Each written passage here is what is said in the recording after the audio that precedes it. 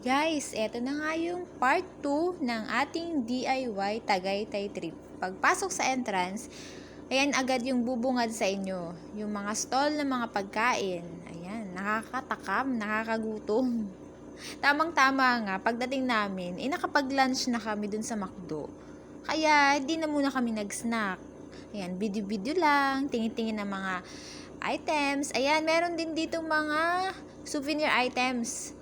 At saka yan, mga jackets. May nagustuhan nga ako dyan. Tingnan nyo, ang gaganda. Mura lang din siya. Yan o, katulad niyan. Ang ganda. Tamang-tama, taglamig. Ang ganda o. Bet na bet ko yan, guys. Eto, bumili kami ng souvenir dito sa isa sa mga stall dyan. Dahil nag-uwi kami ng mga souvenir na pinamigay sa mga workmates ng asawa ko. At saka sa mga kapatid ko at saka sa in-law ko.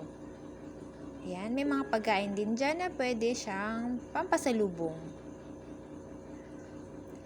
Bumili kami nung pauwi na kami. Pero nagtingin-tingin muna kami pagkadating namin.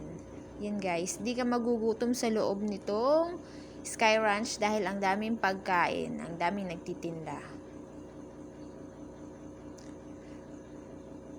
Medyo maambun-ambun nga nung pagpunta namin dyan guys.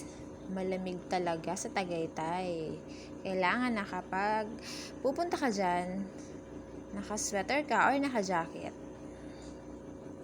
Ayan, mukhang uulan nga nung pumunta kami. Pero buti na lang, hindi naman bumagsak yung malakas na ulan. Maambun-ambun lang.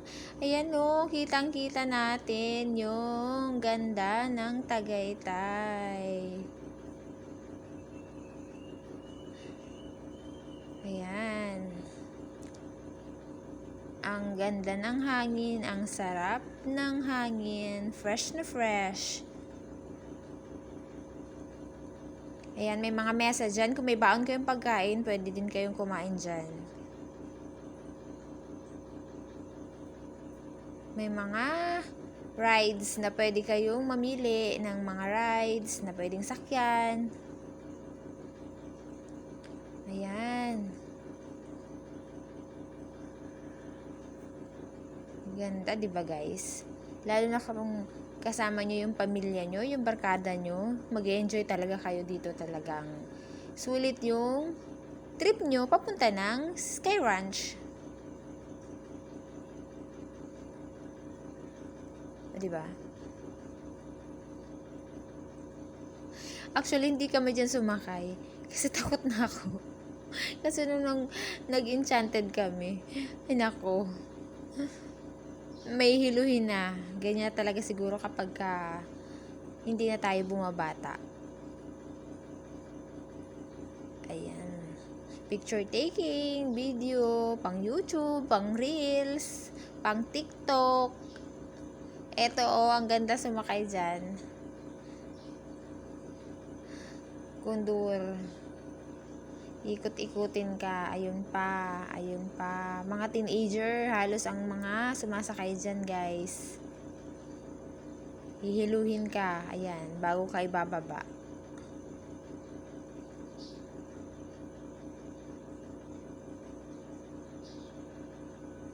Sobrang saya nga kapag talagang kasama mo yung mga friends mo, tapos sasakay kayo dyan.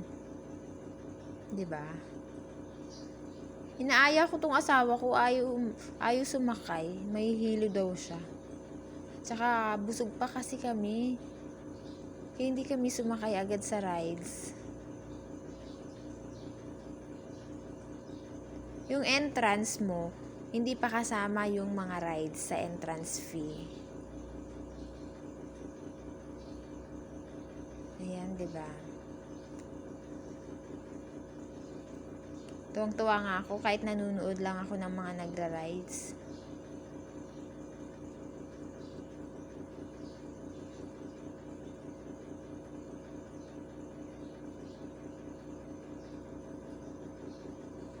Eto, na-try namin yan. Naku.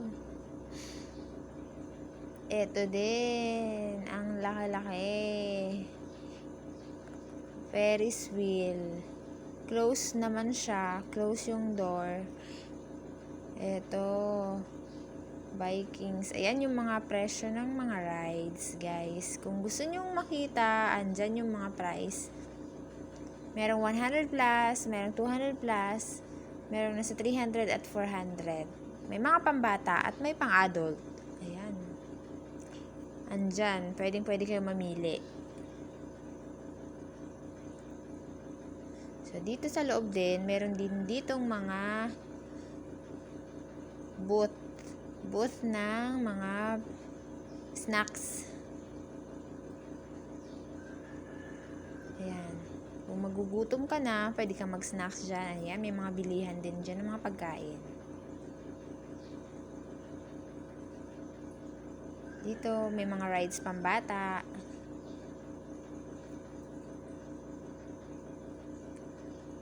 Ang daming rides.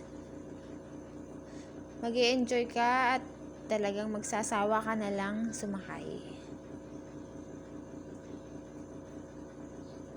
Sulit yung whole day namin dyan, guys. Dahil nag-enjoy talaga kami at talagang feel na feel namin yung Sky Ranch. Thank you for watching, guys. Hanggang sa next trip namin, DIY ulit. Thank you! Bye-bye! Sana nag-enjoy kayo panoorin ang aming vlog at sana nakatulong din ito sa mga magdi-DIY. Thank you!